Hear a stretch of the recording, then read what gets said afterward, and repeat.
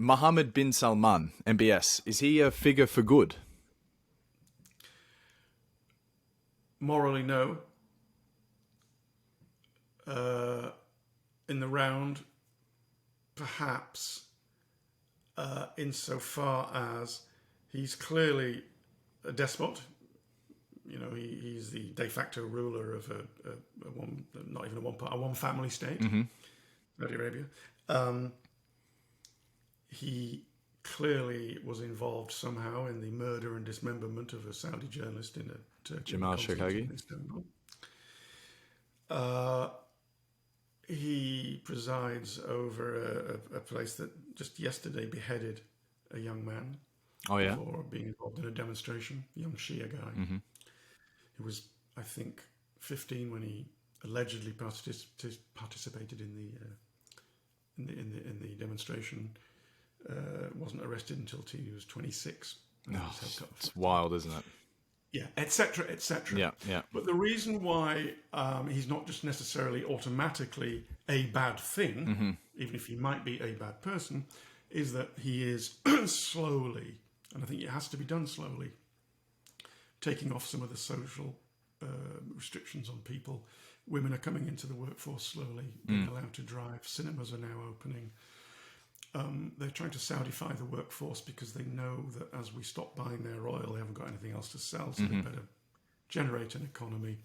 They are diversifying. They're building solar farms, etc. So, you know, it's not entirely bad for everybody, even if personally you wouldn't want to go for a drink with him, but of course... You wouldn't drink anyway. Drink with you anyway. Fermented yogurts. I really loved the Saudi Arabia chapter. As a country I really didn't know anything about.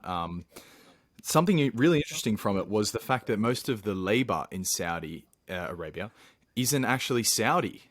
It's not Saudi citizens. And it seems like the majority of the Saudi citizens are just chilling in aircon with welfare. Yep. Oh, yeah. You know? Well, I mean, there are... I mean, you know, I've been to one or two of the poorer areas, and it is full of relatively poorer Saudis. But they don't tend... You know, you won't find a Saudi fisherman. They're from Bangladesh. You probably won't find a Saudi taxi driver. They're probably from Pakistan. You won't find a Saudi maid because they wouldn't allow the women to go and another house to clean anyway. Yeah. They're probably from Indonesia or the Philippines. You know, and just replicate that over and over again, and you've got about 12 million foreign workers. Yeah, and it's not sustainable. It's insane. Because they send money out of the country, of course. Why wouldn't they, to help their families? And the Saudi workforce, especially the women, sit at home in subsidised air-conditioned houses. You know, and in the long term, it is not sustainable. Because I mean, I think I make the point in the book. When oil was discovered, there's 2 million of them. There's now 25 million of them. What the hell are they going to sell to buy things that are going to sustain 25 million people? And that's what MBS has seen. He's seen that future and he's doing something about it. Yeah. But no, it's I mean, I remember once I was going into a hotel in Riyadh, big flash hotel. And there was a woman, where was she from? I think from the Philippines. Her job was to throw rose petals over me as I walked in. Not just me, I'm sure. I mean, could have, you know, maybe, oh, Tim's coming. Yeah. But you know, anyone that walked in. You got the special treatment, Tim.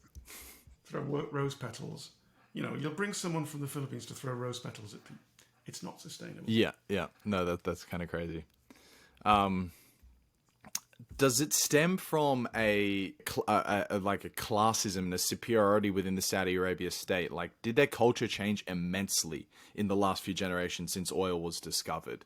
You know, completely. Yeah, they were mostly desert dwellers and nomads. Small Islamic town desert nomads. Oh hell yeah! Yeah, okay, yeah. Fiercely. But contrary to what many people think, people tend to think of Saudi Arabia as a Wahhabi country, and the Wahhabi being one of the most austere forms of Islam. And yes, that is the ruling class's religion, because the Wahhabi family married into the Saud family, and those are the two pillars. But the Wahhabis only really Wahhabism is only really practiced in the interior, in the harshest of areas, although Riyadh now, because that's the capital. And the rest of the country are less austere and don't regard themselves as Wahhabis. But certainly the Ikhwan, the fighters that helped the family of Saud take over the whole place, were fiercely Islamic. But they forged the country by fighting the other tribes on camels just 100 years ago. They didn't have any major cities. They were absolutely tribal.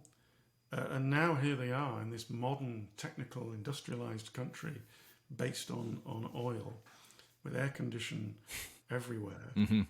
Yeah, you said make sure you bring your winter jacket when you go to Saudi Arabia. It's so cold in Saudi Arabia. But I need to qualify all that by saying that despite all that, there is still the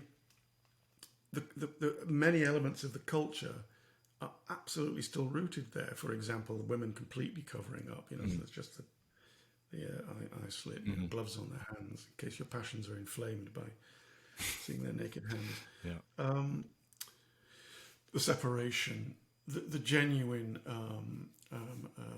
belief in Islam, and the ability and want to be a hospitable host, because that also comes from the desert culture where you welcome in as a host the stranger in your midst. That is also all deeply still rooted, and that's why it's still such an amazingly conservative culture.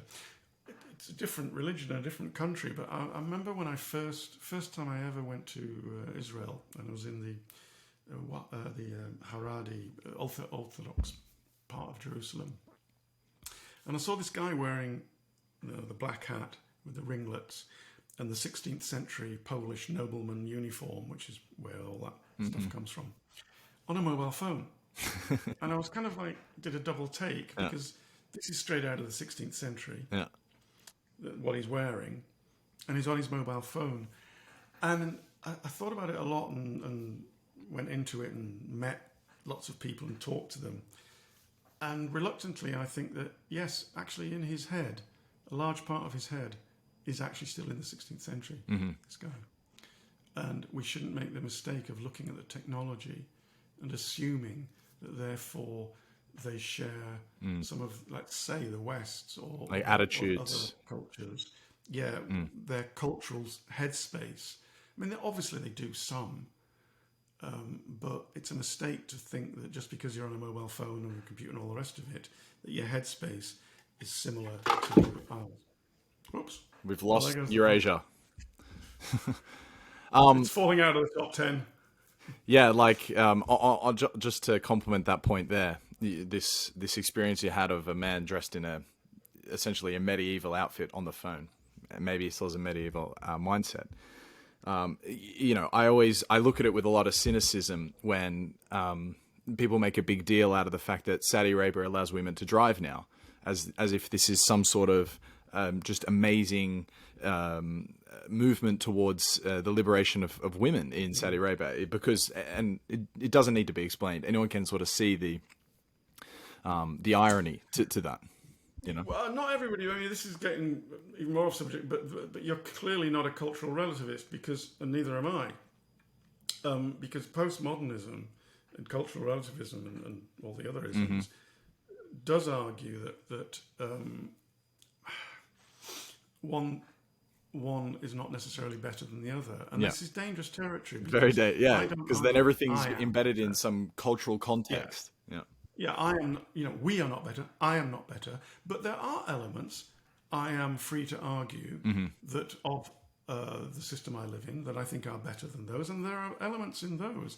One being respect for family, respect for the elderly, taking care of it. We've lost that, and it is to do with the detriment of our society. But I am free to argue that I think that a culture that treats women as far as they do, as equal both in law and perhaps to a lesser extent in practice, I think that aspect of the culture is superior to a culture that treats women as inferior and weak and to be protected and all the rest of it. But, as you know, you can be fiercely attacked for that view. Yeah,